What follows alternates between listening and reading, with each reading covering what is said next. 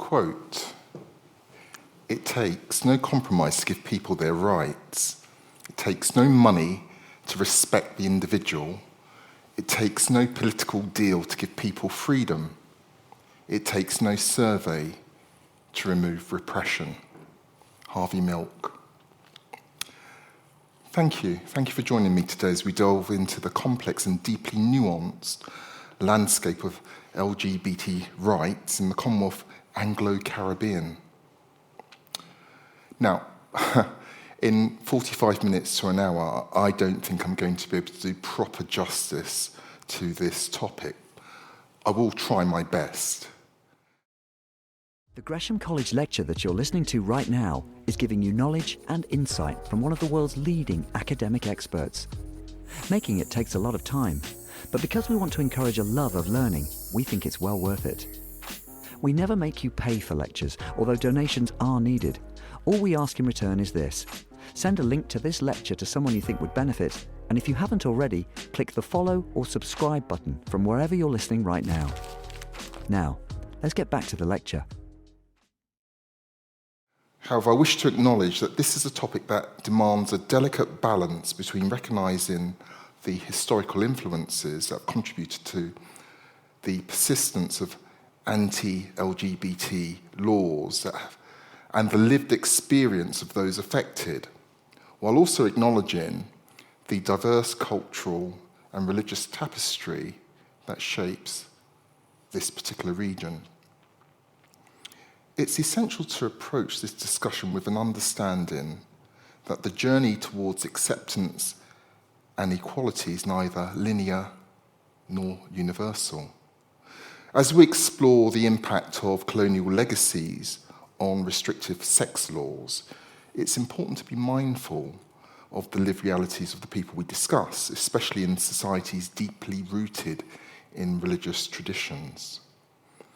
The discussion surrounding LGBT rights is not a mere clash of liberal ideals from the global north against the values of the global south. Rather, it's a nuanced exploration on how external influences intersect with deeply ingrained cultural norms. So it's crucial for us, I think, to engage in this dialogue with sensitivity, respecting the autonomy of Caribbean societies to navigate their own paths towards progress and acceptance. But there's no doubting the atrocities faced by the LGBT community, from persecution, homelessness, murder, are undeniable and demand our attention. However, the path to change must be paved with empathy, recognising regional differences. My goal is not to impose an external view, but to foster dialogue that allows for understanding, empathy, and a shared commitment to human rights. So, let's embark on this exploration with open minds, acknowledging that progress requires a collaborative effort, one that respects unique narratives of each society whilst working towards a future where all individuals, regardless of sexual orientation, can live free and from fear and discrimination. So thank you. Thank you for being part of this important conversation. Let me begin. In the heart of the Caribbean, where there are azure waters which meet golden sands, a perpetual sun that dances across the horizon, there exists a silent struggle. Concealed beneath the facade of paradise. Imagine a childhood where the realization of one's feelings becomes a clandestine burden, an awareness that the very essence of who you are is not only deemed an illegal, but cast aside as immoral. It is within this juxtaposition of idyllic landscapes and archaic prejudices that we navigate the legacy of British colonial laws, a legacy that continues to this day to cast profound shadow over the lives of so many in the LGBTQ community. Growing up on an island adorned with the moniker Little Britain, one inherits more than the remnants of colonial architects and the echoes of British manners. The legacy includes a tapestry woven with archaic laws that criminalise and ostracise those who do not conform to the heteronormative ideals imposed by a bygone empire. It's a legacy that transcends legal structures. It infiltrates the very fabric of society, shaping perceptions, norms, and the lived experience of individuals who dare to love outside the boundaries of convention. Picture childhood, where the first inklings of love are met not with innocence, but with fear, where discovering one's authentic self becomes an act of rebellion against societal norms. At social gatherings, the air is tainted with derogatory remarks, creating a landscape where authenticity is not only discouraged, but is dangerous. The struggle to reconcile one's identity with a society deeply rooted in intolerance leaves an indelible mark on the soul, a mark that's carried into adulthood as a testament to the enduring impact of a colonial legacy. Let me read to you one account from a young man's experience growing up in the Caribbean. I love my country, its beaches and its 365 days a year sun. I love the food, the humour, the easiness of the island. But there is a dark underbelly of intolerance, of religious zealousness, and of rampant hypocrisy, which, if you are not strong enough, will slowly kill you from the inside out. I remember everything that was ever said that hurt me, especially the words said by those I love and who love me. My father once shouting at my mother and saying, "It's because of you and your mother." My grandmother, "That he's like that." My mother years later telling me she will never accept this. When I officially came out to her, and even my wonderful grandmother once saying that she hopes I find more happiness than my uncle. My uncle, her son, is also gay. School was even worse. Any slight movement of the head or hand could give you away, so you had to watch and plan everything carefully. A few days ago, I watched the video of Wentworth Miller, the gay actor, who said that every day growing up was like being in survival mode. It is as if he lived my life. All of us grown up gay in the Caribbean are in survival mode. We defend ourselves against the religious leaders and followers who praise the law, demonizing that which they don't understand. Or, as is commonplace in this island of masks, that which they are but don't want to see. We defend ourselves against the music of Jamaica, which calls for gay people to be murdered and burned alive. Imagine being a gay, closeted teenager and going to your first party and hearing the words, "Shut the batty boy," blaring from the speakers. What do? You bop your head, cock your hand into the sign of a gun, and point it at the guy who is even gayer than you. Point it and humiliate the ones who dare to let their masks fall. Anonymous.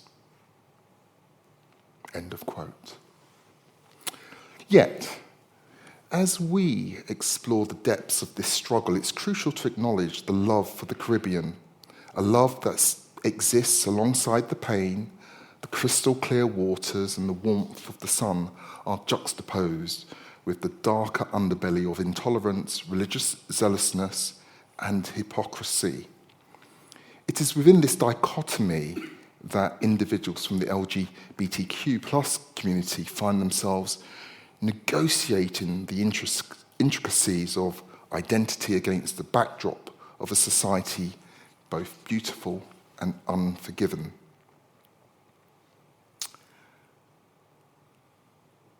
In the following moments, we will traverse the corridors of history, examining how the echoes of the past resonate in the present, perpetuating a cycle of discrimination and persecution. Our journey is going to delve into a painful narrative of those, despite the challenges, who have found resilience and strength.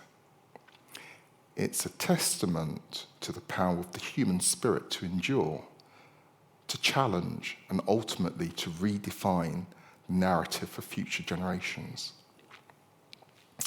I hope, in the face of adversity, we find hope. Hope in the emergence of advocacy groups demanding a voice for the LGBTQ+ community, in the hope of increasing visibility of role models challenging the norms, and hope in the love stories that begin to shatter the silence. Yet we must also confront the harsh reality that for many years, this journey towards acceptance often requires leaving the Caribbean, a sacrifice that underscores the arduous path to equality within the region. Our exploration is not only an intellectual endeavour, but a compassionate inquiry into the lives of those who've navigated this complex terrain. It's also an acknowledgement of the collective responsibility to unravel the intricacies of inherited biases, to challenge the norms that perpetuate discrimination, and to envisage a future where love knows no boundaries. So, this lecture is about LGBTQ+ rights in the Caribbean, Commonwealth Caribbean. I'm going to explore the anti-gay laws that the Commonwealth Caribbean inherited from the UK. Let us embark on our journey.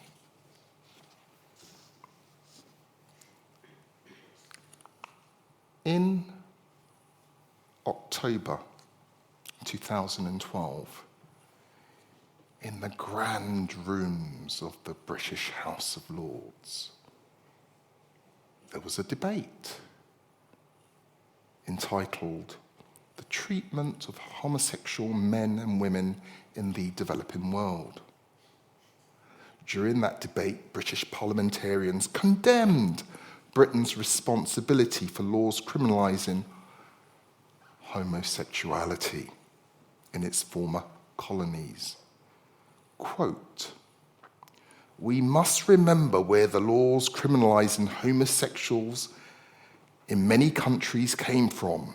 They came from Britain, which alone amounted the European empires of the 19th century possessed a criminal code under which homosexuals face severe penalties just for expressing their love and physical desire for one another.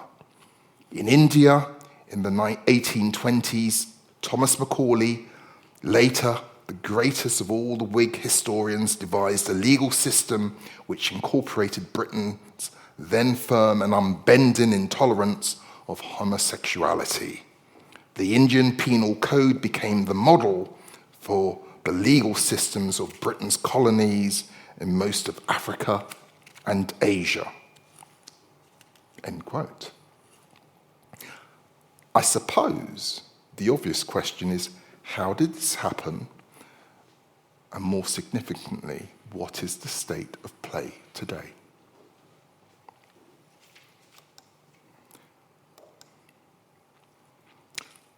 Some history. I start this story by talking about the history of persecution of LGBT people in England and Wales. That is because the former British colonies of the Caribbean received the English common law, and most of their statutes have historically been modelled on English statutes or on statutes from other British colonies. Although the history is somewhat different in Scotland, and I won't be going into Scots law for the purposes of this lecture, because it's generally English, not Scots law, that the UK exported to its colonies abroad. The first English statute criminalising sexual activity between men was the Buggery Act in 1533. Before that, it had been within the jurisdiction of the ecclesiastical courts. As part of Henry VIII's policy on reducing the role of the ecclesiastical courts and expanding royal authority, Parliament passed the 1533 Act, which made buggery a capital offence to be tried in secular courts.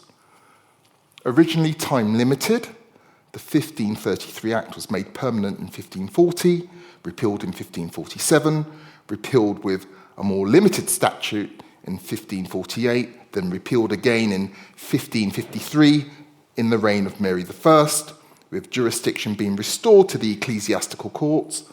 Finally, in 1562, in the reign of Elizabeth I, Parliament revived the 1533 Act and made it permanent.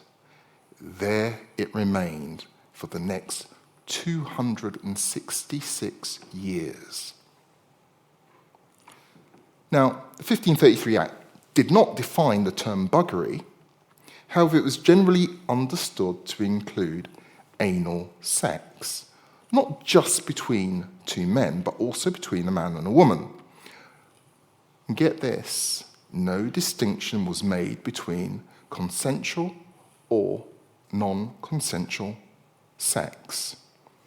The crime of buggery also included sex between a person and an animal. The term sodomy was also used. Convictions under the 1533 Act were rare at first. According to Jerome Gross-Claude, quote, by 1641, only 3 people had been convicted of buggery.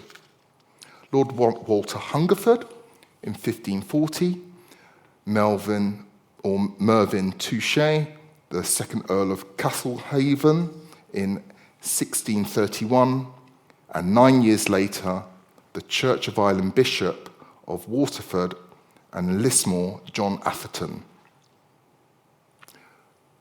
Gross-Claude highlights that these 3 prosecutions were political. Used as a means to further discredit men, it was deemed urgent to suppress by any means possible for religious and/or political reasons. However, things changed over time. Gross-Claude notes that there were increased repression of sodomy from the late 17th century onwards, in part driven by the societies of reformation of manners, religious societies which prosecuted blasphemers, prostitutes, pornographers, and buggers. These societies conducted raids on molly houses. For context, Mary McKee explains, molly was a slur used for being effeminate, homosexual men, and the term molly house was adopted to describe clubs, taverns, inns, or coffee houses where they met up in secret. She also warns that we must tread lightly when assigning 21st century terms to the 18th century culture, but notes that the descriptions we do find of the mollies and the activities which transpired at molly houses does hint at a cross-dressing or drag culture, with some suggestion of trans identities. As to the response of the courts, Grosclaude says, quote, "The judicial repression, however, was quite lenient when one bears in mind that sodomy was a capital offence and judges usually sentenced to a small fine and a few hours in the pillory for attempted sodomy, since the actual offence was very difficult to prove. Although the pillory was the lightest penalty a judge could impose, such a sentence could have grave consequences for the defendant. In addition to the public humiliation of being thus exposed, mobs were not infrequently known to pelt pillared offenders with eggs and even stones. In 1781, in Hill's case, the English judges decided by majority that it was necessary to prove the actual emission of seed to establish that carnal knowledge had taken place. Hill's case involved rape of a woman, but the same principles applied to buggery. This obviously made prosecutions for buggery, as opposed to attempted buggery, difficult. This was reversed by Section 15 of the Offences Against the Persons Act 1828, which provided that proof of actual emission of seed was not required and that penetration was sufficient. Not all sexual activity between men came within the definition of buggery. In Crown against Jacobs in 1817, the Crown of Court's cases reserved held that a man who had orally raped a 7-year-old boy was not guilty of buggery. This case illustrates powerfully that the buggery law was not concerned with protecting children or adults from sexual assault. Criminalisation turned on the nature of the sex act, not on whether it was consensual. Meanwhile, England exported the criminalisation of gay intimacy and sex to its colonies abroad. The Indian Penal Code, which codified the criminal laws of India under the British Raj, was drafted by Thomas Babington Macaulay. He completed the work in 1837, but it did not come into force until 1860. Instead, using the term buggery, Macaulay chose to use a new language. His original draft would have criminalised touching a person intended to gratify unnatural lust. His original draft also distinguished between consensual and non-consensual unnatural offences. Both were to be criminalised, but the latter were to be punished more severely. However, the final version that came into force in 1860 differed considerably from Macaulay's draft. Section 377 of the final code provided that, quote, "Whoever voluntarily has carnal intercourse against the order of nature with any man, woman, or animal shall be punished with imprisonment for life or with imprisonment for a term which may extend to 10 years and shall be liable to a fine." As Human Rights Watch highlights, this version went back to the outlines of the old standards of buggery, replacing the reference to touching with the criterion of penetration. There were still plenty of ambiguities, including the question of what had to be penetrated and by what. On the other hand, the attempt to organise the offence around the axis of consent/non-consent was dropped.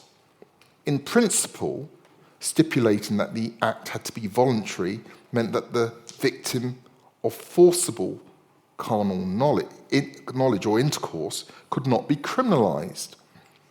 But the other actor received the same punishment and was guilty of the same offence, whether the act was forcible or not. Section 377 was exported to many British colonies. Back in England, the Offences Against a Person Act, 1861, abolished the death penalty for buggery. Instead, a maximum penalty became penal servitude for life. However, a major change to England's anti-gay laws came with the Criminal Amendment Act 1885.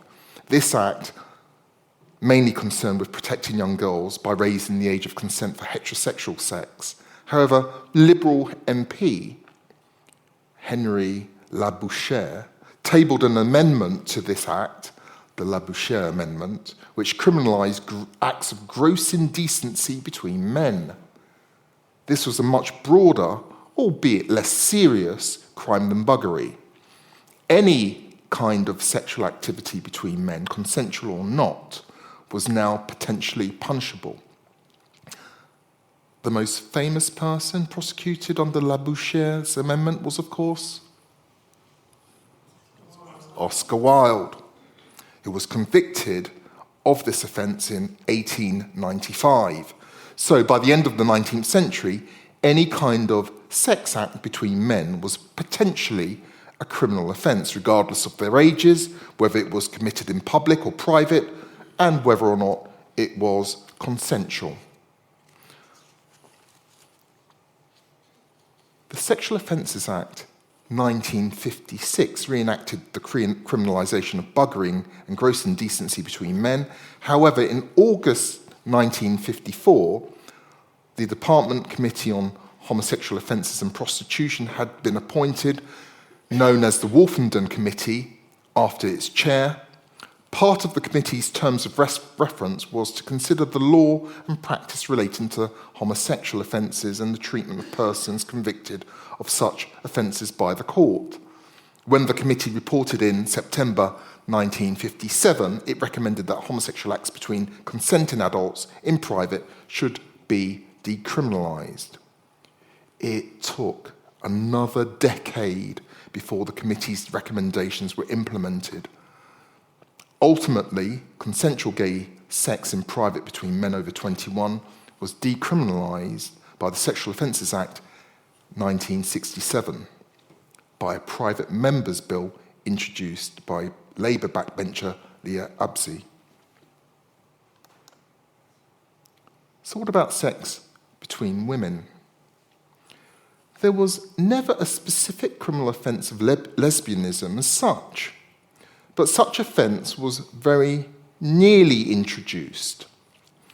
In 1921, the House of Commons passed an amendment to the Criminal Law Bill which would have criminalised any act of gross indecency between female persons. The clause was removed from the bill by the House of Lords. Why, you may wonder? Well, the debate illustrates the extraordinarily homophobic attitudes of the British elite at the time.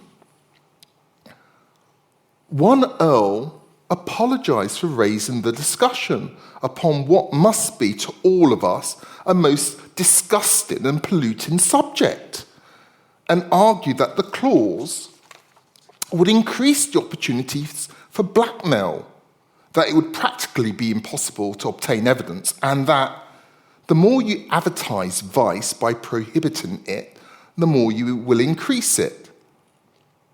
The Earl of Desart similarly argued that the results of a prosecution would be appalling, in that it would be made public to thousands of people that there was this offence, and that there would be such horror.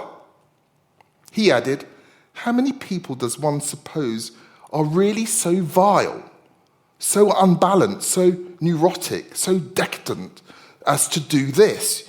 You may well say that a number of them, but it would at most be an extremely small minority. Are you going to tell the whole world that there is such an offence? To bring it to the notice of women who have never heard of it, never thought of it, never dreamed of it? The Lord Chancellor asserted, I would be bold enough to say that of every 1,000 women taken as a whole, 999 have never even heard a whisper of these practices.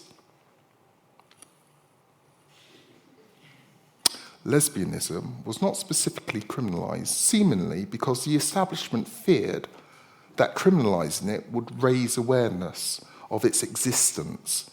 However, this does not mean that lesbians were free of legal persecution.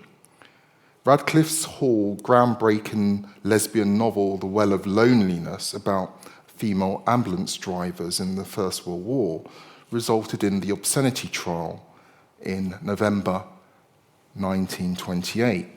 The Chief Magistrate held the book to be so obscene and ordered it be destroyed. It was not published for the next 20 years. I mention this because it's important not to assume that lesbians had it easier than gay men. Their experiences were different, but they too were persecuted. Finally, before we come on to the Caribbean, I just want to look at the persecution faced by trans people. It's important to look at the historical treatment of trans people. The historian Zoe Playden has uncovered the story of Ewan Forbes, a trans man born to an aristocratic family. According to Playden, whose findings are summarised by Patrick Strudwick in an article for The Eye, up until the 1960s, trans people who had had gender confirmation surgery were permitted to change their birth certificates. Ewan Forbes was one man to do so. The problem came in 1965 when Forbes' older brother died and Forbes inherited a hereditary baronetcy, which could only be passed down to the male line. A cousin challenged this succession based on the facts that Forbes was not male. In 1968, in secret proceedings, Forbes won the case and was declared the rightful holder of and could become the Baron. But Playden states that this caused a constitutional crisis. As Strodwick writes, quote, "The effect on trans people had already been dramatic. In 1970, April Ashley, who had become the first well-known trans woman in Britain after being outed by a tabloid, was 7 years into her marriage to the aristocrat Arthur Corbett, but it was failing. Rather than divorce her and give her money, Corbett attempted to have the marriage annulled, asserting that she was male. The judge sided with the aristocrat and swore the lawyers to secrecy about the Forbes trial. During the Ashley case, the judge created a sex test which disauthenticates her, says Playden. Ashley was subjected to the most invasive genital examinations imaginable, twice, because after the expert clinicians concluded she had a perfectly usual vagina, the judge demanded, "Look again." That judgment is Corbett, against Corbett, 1971, and that stood as the leading authority on the meaning of sex in English law for more than 3 decades, despite its transphobic nature. Mr. Justice Omrod held that the marriage of Corbett and Ashley was void. In so holding, he sought to define a person's sex in the eyes of the law and held that the law should adopt 3 tests: chromosomal factors, gonadal factors, and genital factors. Accordingly, a trans person could not change their sex by taking hormones or have gender reassignment surgery. This effectively denied trans people any legal recognition at all. 3 decades later, when attitudes had changed somewhat, the matter came before the European Court on Human Rights. In the case of Goodwin against the United Kingdom, the applicant, a trans woman, challenged the failure of the UK law to allow her to change the gender on her birth certificate to be recognised as a woman. This had numerous impacts on her, which were not limited to marriage. She was treated as a man for the purposes of social security, employment, and pensions. This meant that her state pension age was 65 rather than 60. That didn't just put her in a less advantageous position financially, but also risked outing her to her employer. She was also sexually harassed at work and not being accorded adequate legal protection. Strasbourg held that the lack of legal recognition of her gender constituted a breach of her rights under Article 8 of the Convention, the right to private and family life, and Article 12, the right to marry and found a family. Shortly afterwards, in Bellinger against Bellinger, the House of Lords decided that Section 11 of the Matrimonial Causes Act 1973, which made a marriage void if parties were not respectively male and female, was incompatible with Articles 8 and 12, the rights of trans people. A declaration of incompatibility was made, a declaration under the Human Rights Act, which does not change the law, but instead serves as a signal to Parliament that it needs to change the law to bring it in line with the Convention. Parliament did change the law.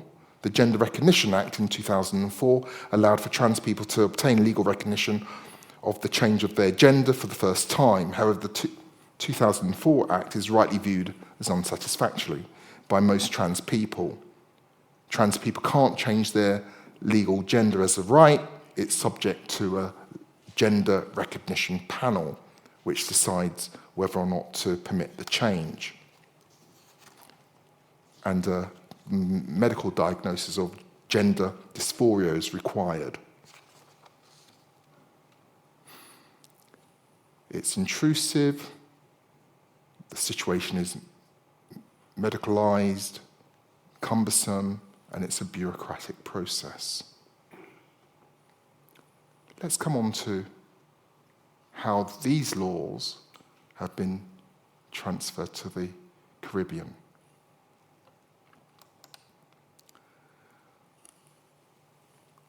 The Commonwealth Caribbean inherited the UK's anti-gay laws.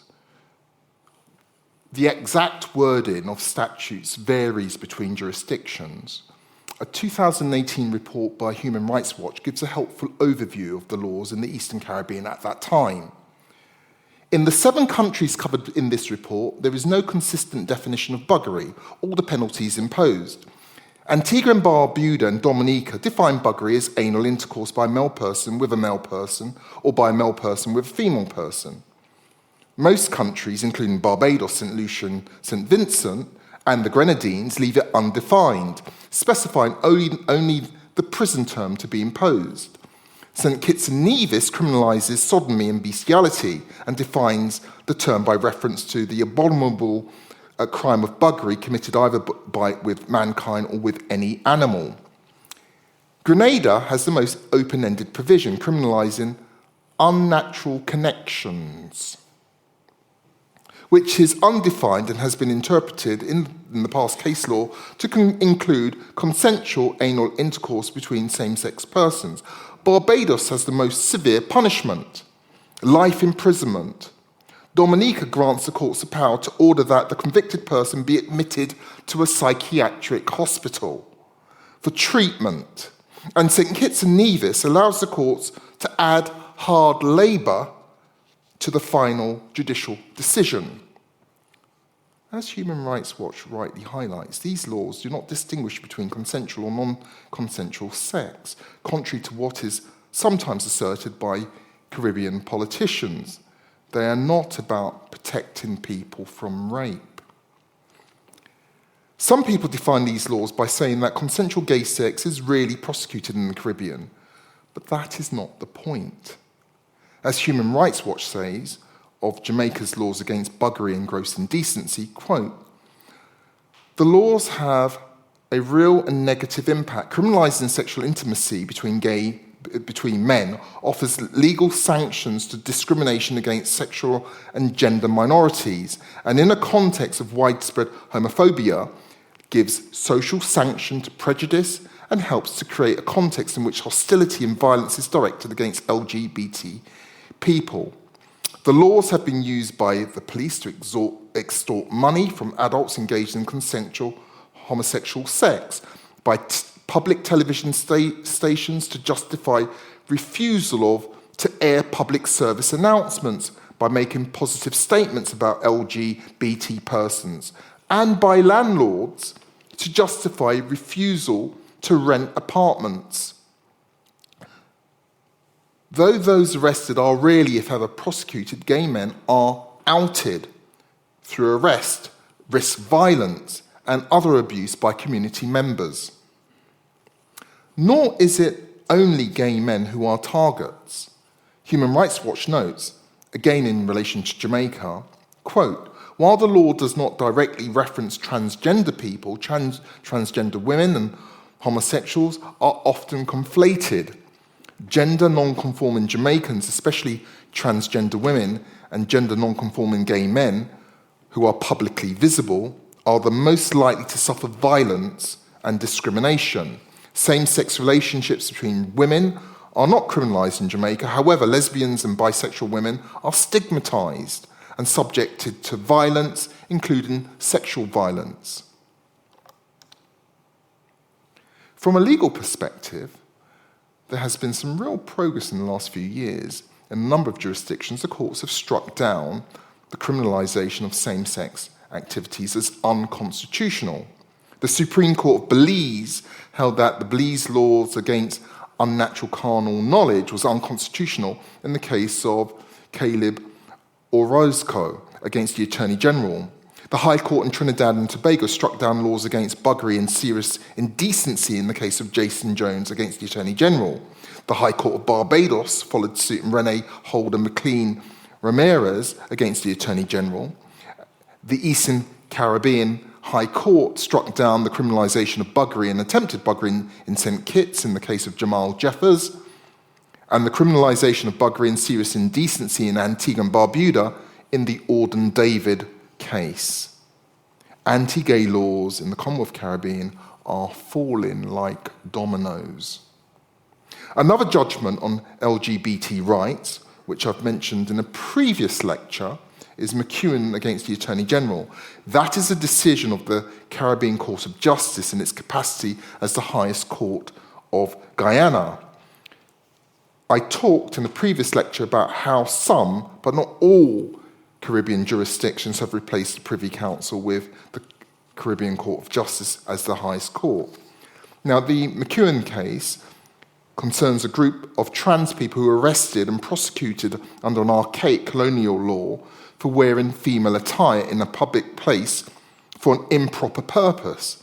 Extraordinarily, the magistrate who sentenced them told them that they should go to church and to give their lives to Jesus Christ. They brought a constitutional challenge. Ultimately, the Caribbean Court of Justice held that the statute was unconstitutional. In doing so, the court considered the history of the law against cross-dressing. Quote, the prohibition against cross-dressing for an improper person was enacted in Guyana in 1893, towards the end of the 19th century. The law was a part of a suite of laws enacted against vagrancy. These laws were passed in the post-emancipation period, both in the Caribbean and in the United States, to cope with the paradigm shift in the mode of production from slavery to free labor. The laws were designed to regulate and exercise control of the both ex-slave population and, in places like Guyana, the newly imported indented laborers.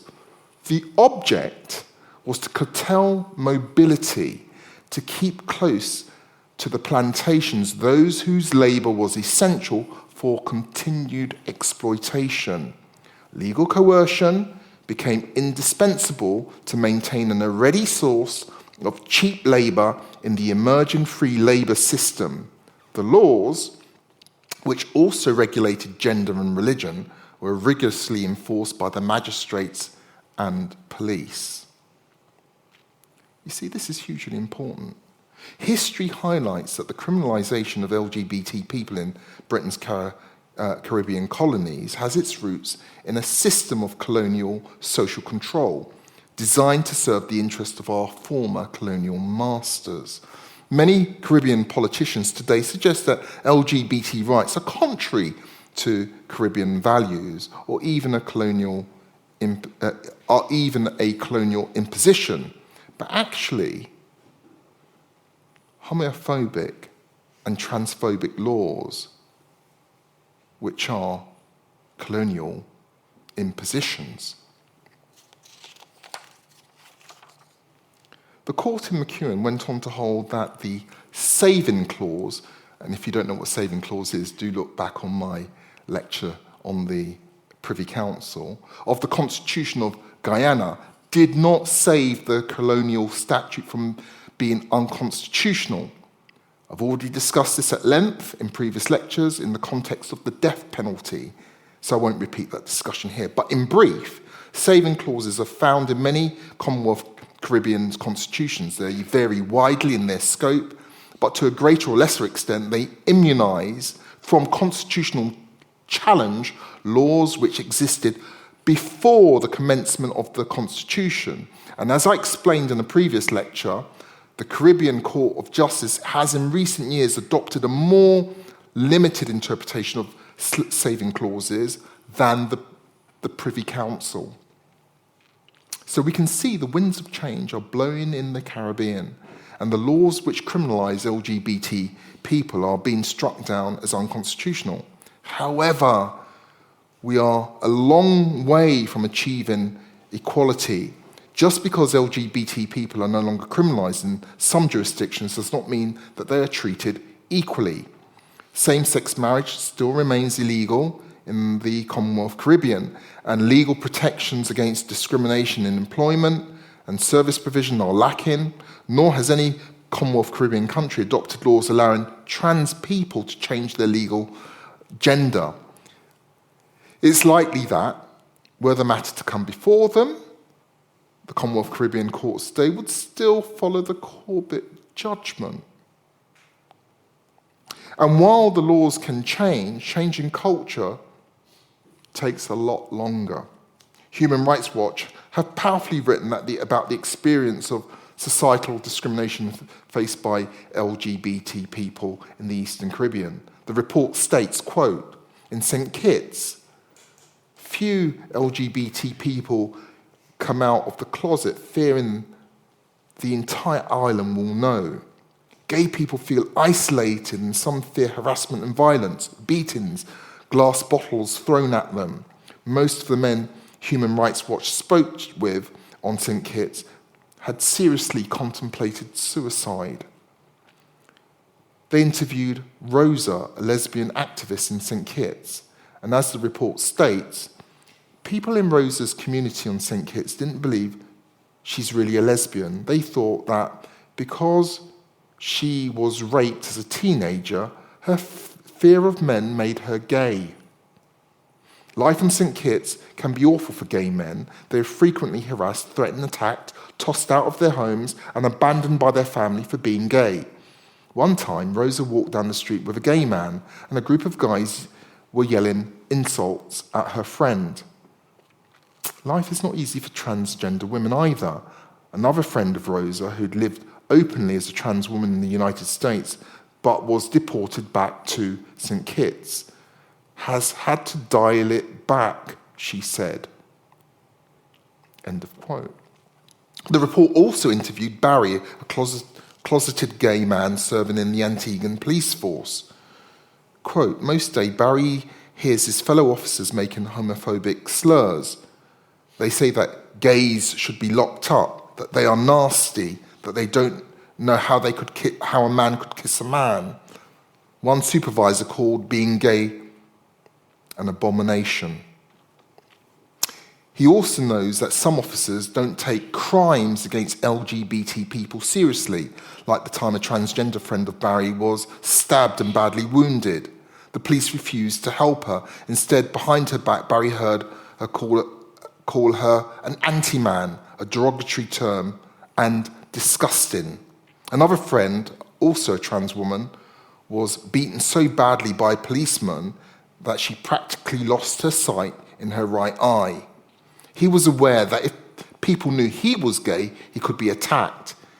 He also feared eviction from his rented home, and he was afraid of what his colleagues would think, of what they suspected, even though they show me respect in my presence. When my back is turned, they talk, he said. When Caribbean societies have changed, and are changing. They remain predominantly Christian, socially conservative. Those of us who have platforms of influence need to use what power we have to change the Caribbean culture for the better, for LGBT rights. We need to recognise that homophobia and transphobia in the Caribbean are a hangover from our colonial past. I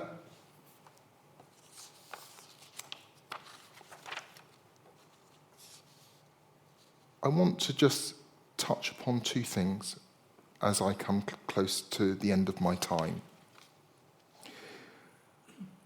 Despite the UK's government's vaunted commitment to LGBT rights, same-sex marriages,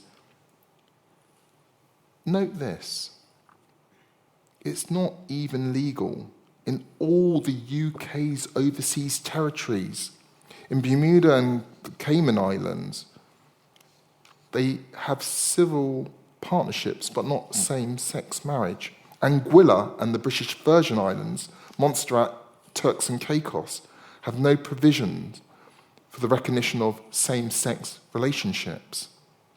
There have been two unsuccessful constitutional challenges on the issue. Chantal Day against the government of the Cayman Islands. The Privy Council held that the lack of same-sex marriage in the Caymans did not breach the Cayman Islands Constitution. The Court of Appeal in the same case declared that the absence of civil partnerships for same-sex couples was unconstitutional, which was not appealed, and in response, the Cayman Parliament passed a civil partnership law which allowed for civil partnerships. However, the appellants appealed to the Privy Council on the issue of marriage and lost. Similarly, in the Attorney General of Bermuda against Roderick Ferguson, the Domestic Partnership Act of 2018 in Bermuda, which legalises domestic partnerships for same-sex couples but denied them the right to marry, was upheld as constitutional. I can see how that the UK government might understandably be reluctant to override the wishes of the local parliaments for their overseas territories. Doing so might well be regarded as a colonial imposition. But the UK government has no compunction about overriding local legislature when it comes to issues when they think the issue is important. So, for instance, in 2022, the UK government vetoed a bill passed by Bermuda that would have legalised recreational cannabis. This shows the priorities of the current government, its willingness to impose its will on overseas territories in its continued failed war on drugs, but not to extend the rights of same-sex couples. So let me conclude this lecture. It's evident that a significant transformation is imperative. The Commonwealth Caribbean jurisdictions persisting with archaic laws criminalising buggery, gross indecency or similar offences, I think, without reservation, should undertake their repeal. Courts, in their role as guardians of justice, should persist in striking down these laws as unconstitutional, recognising their roots in the legacy of social control imposed by our former colonial masters, crafted not for the benefit of Caribbean people, but to serve imperial interests. While advocating for the dismantling of these legal barriers, it's essential to broaden our vision for the future of LGBT rights in the Caribbean. Campaigning for progressive change, including the introduction of same-sex marriages, legal protection against discrimination in employment and service provision, the opportunity for trans individuals to change their gender, their legal gender is paramount. These legal amendments, I feel, are vital to address systemic inequalities that persist in the shadow of outdated legislation. However, the transformation sought goes beyond the confines of legal frameworks. There's a more arduous journey of cultural change, and legislation alone may not be suffice in eradicating deeply ingrained prejudices leading to the persecution faced by LGBT LGBT individuals today. It requires a collective effort to challenge societal norms, fostering understanding, empathy, and acceptance. It's a call for action to activists, policymakers, citizens alike, to contribute to that cultural shift where diversity is not only tolerated, but celebrated. Changing hearts and minds is going to be an ongoing process and one that necessitates open dialogue, education, and commitment to dismantling ingrained biases. Ultimately, our shared aspiration is for LGBT individuals in the Commonwealth Caribbean to genuinely relish equal rights free from persecution, discrimination, and the shadows of this colonial past. So, may this journey towards equality be marked not only with legal reforms, but a profound shift in societal attitudes. Let me finish with 2 quotes. Firstly, I want to go back to our anonymous hero at the beginning, the quote that I started with. That was from a Guardian article, by the way. Quote, "But today, 25 years later, I am seeing a change. Social media has helped young gay men and women in the Caribbean to know they are not alone. Amazing advocacy groups are increasingly popping up in Barbados, Jamaica, Guyana, who are demanding that gay men and women have a voice and a right to be treated equally. There's a pond of role models is slowly deepening. We see ministers and diplomatic representatives, media spokespeople, and doctors, artists, and teachers increasingly being less guarded about who they are. We see people finding love. I have seen boys and girls I've grown up with, part of the survival mode clan, living happily with their partners. I'm getting an increasing number of invitations to weddings. Weddings! Growing up, we were never even allowed to think of ourselves that such a thing was possible. But 2 things are consistent. 1, to find this love and survival, the vast majority of these brilliant, creative, passionate souls have left the Caribbean. And 2, although social media has connected those of us who thought we were unconnected, it has also given a voice to the cowardly and the ignorant. Read the comment section of any article on the topic of homosexuality in the Caribbean at your own risk. But these people are not on the right side of history. The younger generation is increasingly more accepting and able to think for themselves. My hope is that this free thinking will lead them on a path, not to the dreaded tolerance, but to acceptance of equality. For me, I've just celebrated my 12th anniversary with my partner. My parents are my best friends, having embraced my truth and embraced my partner. I silently work to push for equality at every stage I can. I am no longer in survival mode.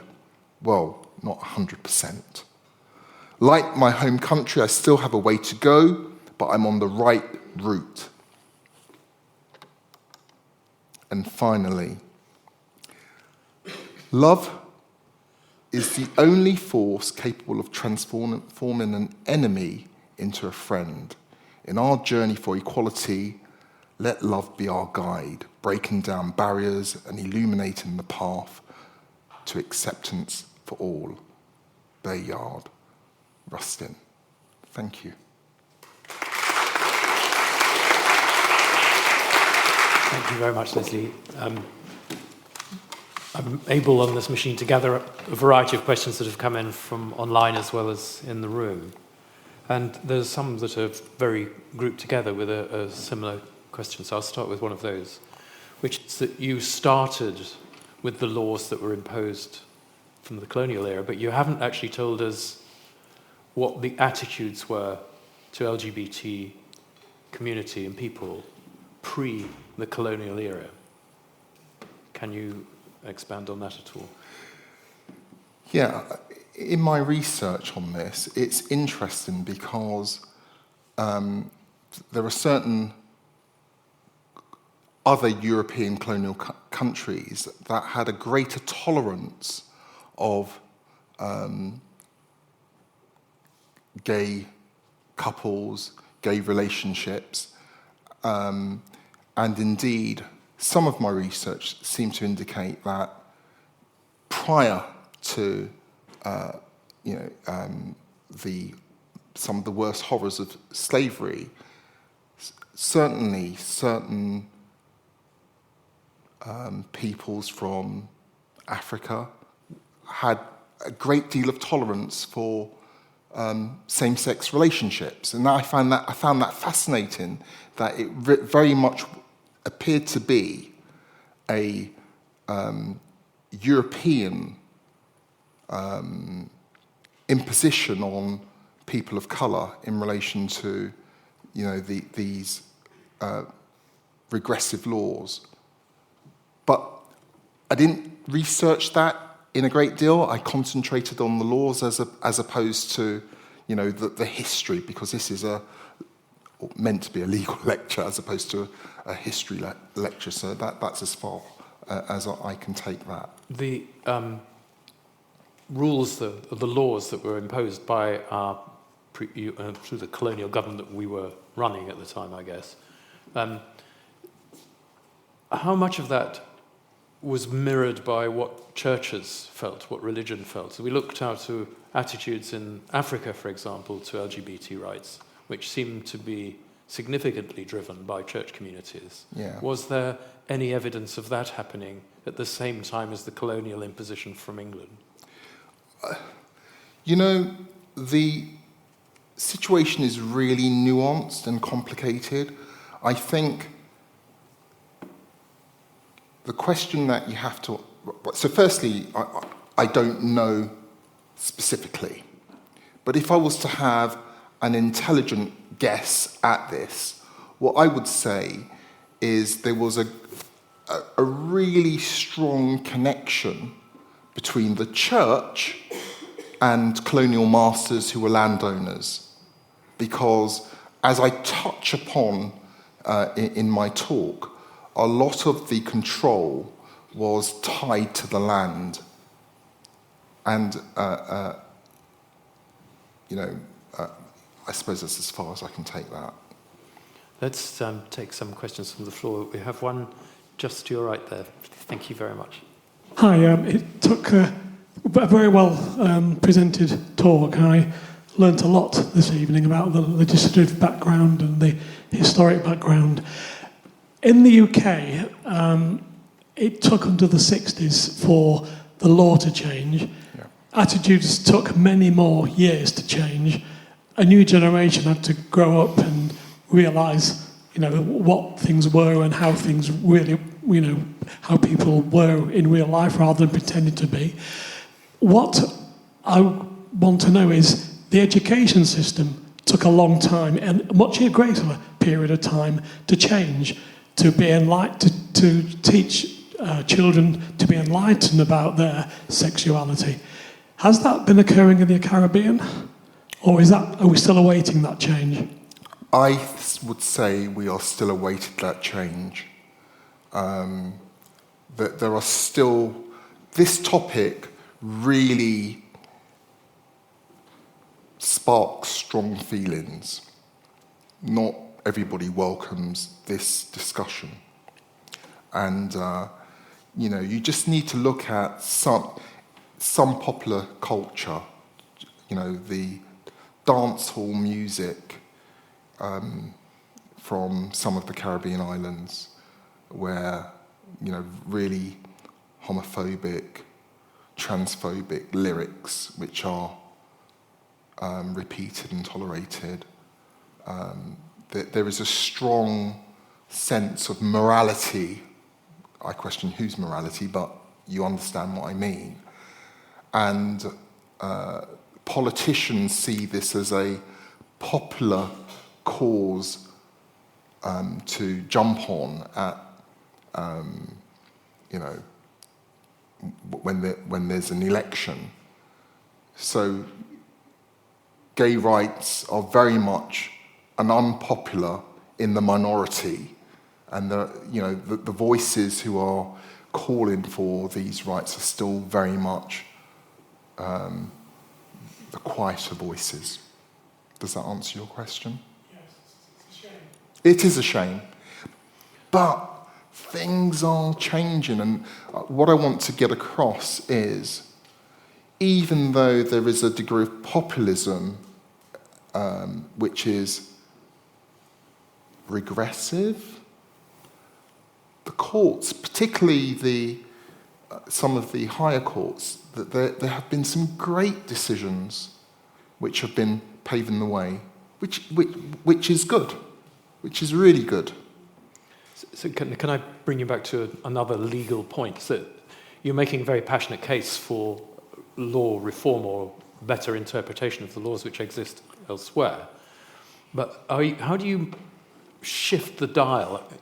Presumably, if you want to, we still have some control through the Privy Council over some of these setups. So do you push it from here, in which case you're almost recreating a colonial legacy, or do you have to wait for it to emerge from there with people appealing through what looks like an archaic legal system structure? Well, I do encourage everybody, if you haven't seen my lecture on the Privy Council, I do invite, because it's on the death penalty, but there is a connection between these rights and the death penalty and the savings clause. The problem with the way that the Privy Council has interpreted the saving clauses has been quite restrictive. And that partly that has been because many of the Caribbean countries have said, the Privy Council is a legacy from the former colonial past, and that has led to, this is my interpretation, it's not necessarily right, but it's my opinion, that has led to the Privy Council taking a more stand-back position and allowing the savings clauses, not striking down the savings clauses, whereas the Caribbean Court of Justice, which some of the Caribbean islands have signed up to, so they no longer use the Privy Council as their highest appeal court, has been much more radical in striking down many of these cases and striking down saving clauses. And remember, the saving clause says that if this was the law, if something was the law before the Constitution, then it's very difficult, unless the Constitution specifically says it's to be struck down, it's very difficult to say that that law, the pre-constitutional law, should not be followed. And the Caribbean Court of Appeal has been much more radical in striking down these saving clauses, whereas the Privy Council has been more stand back. We don't want to be seen as a colonial court imposing our will. Even though you have the Supreme Court, same judges with different hats on, sitting in the Privy Council, coming to contrary decisions for laws in the United Kingdom and laws in the Commonwealth. Hello, thank you very much. That was super interesting, and I loved how you eloquently described the impact on the laws of everybody in the Caribbean. I do have a question, but the first thing I'm going to say is Lexi and I here, we're filmmakers and we're making a feature documentary on this very topic. So we'd love your support, and we're also looking for funding. So if you've got really deep pockets, please come and speak to us afterwards. But also just come and chat to us anyway. So my question is, what are the ways in which we can all, we can support the cause globally, other than through helping our film? Great. Thank you. Absolutely fantastic question. I think one of the main things that those who wish to help, activists, is to join up with local groups. The one thing you don't want to do, the one thing that's really difficult, and I think is damaging to the cause, and I was trying to touch upon this right at the very beginning of the talk, and that is to come as if we know it all, we are right, we are imposing, we're right, you're wrong, get out of the way, we're talking progress, you don't know what you're talking about. Because that smacks of a new colonialism. Am I making sense? So it's much better. In fact, when I was doing the research for this lecture, I came across an article whereby this very issue was discussed. How can we help?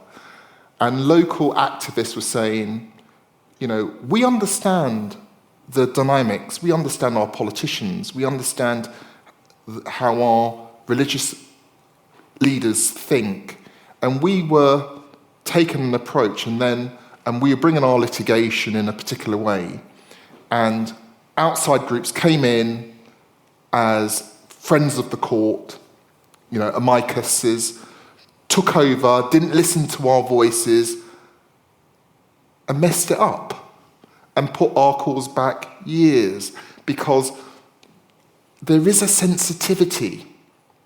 There really is a sensitivity about the global north knowing everything and the global south being ignorant. And we have to be cognizant of that. And in a way, I see that because I practice here and I practice there. And unfortunately, because I was born in this country, I speak like this. So when I'm there, as soon as I open my mouth, there's a degree of suspicion. I might look like the people in the Caribbean, but they can tell immediately I'm an outsider. And there's you've got to prove yourself. I hope that makes sense, what I'm trying to say. Thank you. We have to get you to give this lecture in patois next time you come. Ladies and gentlemen, please join me in thanking Leslie Thomas for a wonderful lecture.